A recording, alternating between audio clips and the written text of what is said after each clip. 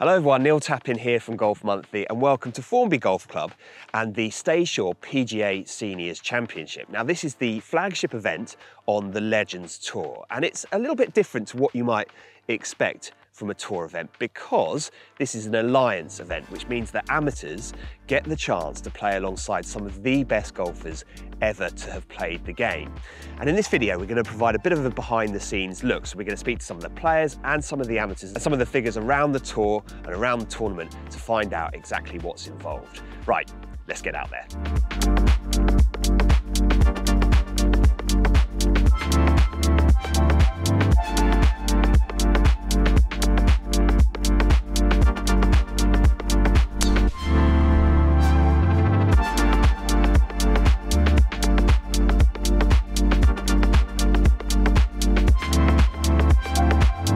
The Alliance is quite different because you're playing in tournament play, you know, under the gun, playing your own ball.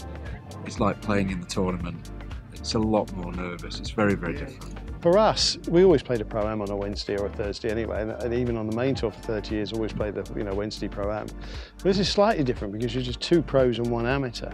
And actually, it's actually a breeze because either one of us can help him out because we're all playing as a team anyway. So, you know, if they're not going to score or not going to beat you, then they're going to pick up. So I think there is an individual for them. So, you know, if they're going to make a 7, they just pick it up and we move on, you know. I'm playing off a 2. My hope's just hit some really good quality shots. I rarely play anymore.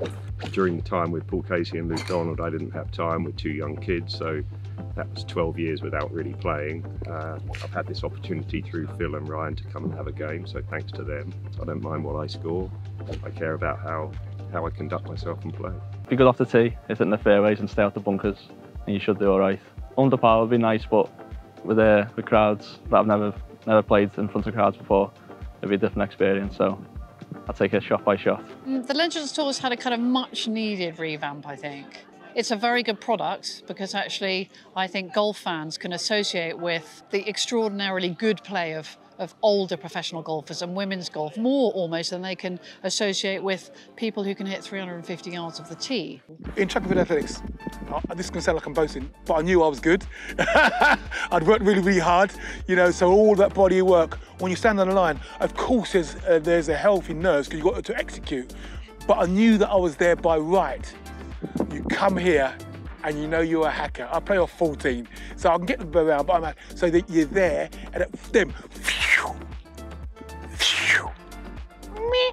yeah, you know, it's a whole different experience, it's a whole different vibe. But they don't expect you to be as good as them, and as long as they're not looking for your ball all the time, it's fun. So they get on in 2, I'll get on in 3. You know, sometimes, you know, there was one hole where I got the birdie, they got the par, Akabusi's in the house.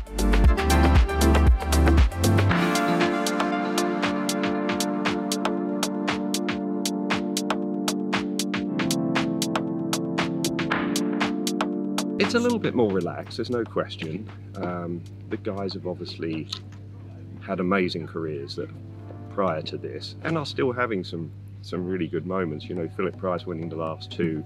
And the golf standard's really high, that's the bit I've noticed. Well, we've got somewhere between 24 and 28 tournaments next season, so that's upper gear. I mean, they're setting this up for the pros. Yes. It's not set up for the amateurs at all. But obviously the amateurs are a little bit further forward, so it's making it a little bit easier for them. Yeah. So, but other than that, it's set up like it would normally be set up. Well, it's a lot different to what I'm used to, so it'll be a good experience for some of the amateur comps next year that I go to as well, to have some experience like this behind me. You know, obviously we've had COVID when Ryan took over, you know, straight into COVID, so we lost a whole year. Then last year was, you know, trying to get back with all the precautions we had to take. This year's got a bit better, and I think next year's going to be even better. We may be over 20 tournaments, and he wants, you know, he wants both. He wants the Alliance, maybe 6-8 tournaments, and he wants to play on our own, 54-hole tournaments. So it's going to be a mix, but it's just a great idea that, you know, these guys can come and play with us. The Alliance are normally quite serious golfers who have to learn to play in front of crowds, and that's quite a big step. Yes. And also, I've always played with pros, but playing in a 3-ball with 2 pros is really daunting. And they're always kind and they're always friendly and they always help you, but they are there to win a tournament.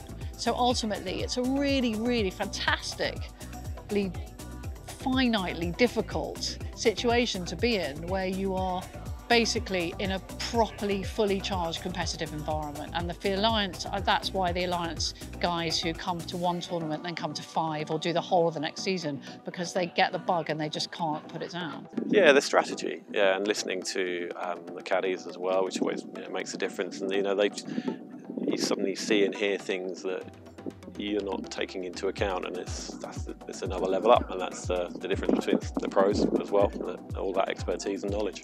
It's going to be a real mix, and I think it's great to get the guys involved, and then we do some clinics, and it's not just for the old guys. You've got the youngsters coming to watch us play, and I think it's a great vision from Ryan for what he's doing, and we're all very privileged to be that he's invested in us. Well, I think that you've got to come out with some joy, and you've got to come out here to try and enjoy it.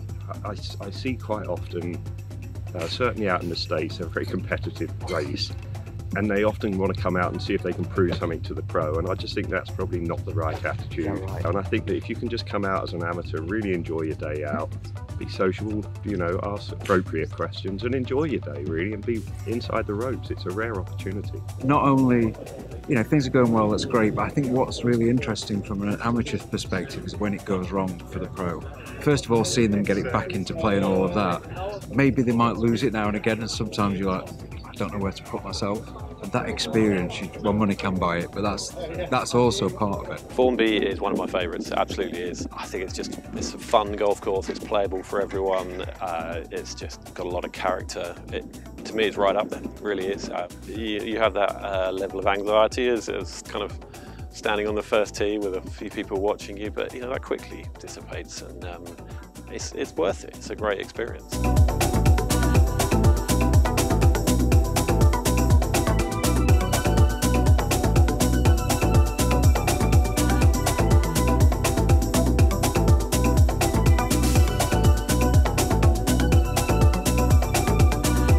There you have it, that's our behind the scenes look at the Staysure PGA Seniors Championship, and in particular the Alliance, which is what enables the amateurs to play alongside some of the great professionals to have ever played the game. And it also involves getting to experience what it's like as a pro off the course too. So this week at Formby, many of the amateurs have had the chance to stay at the very luxurious Formby Hall. If you are interested in taking part yourself, there's a link below for more information. But that's it for now from Formby. Thanks for watching. We'll see you next time.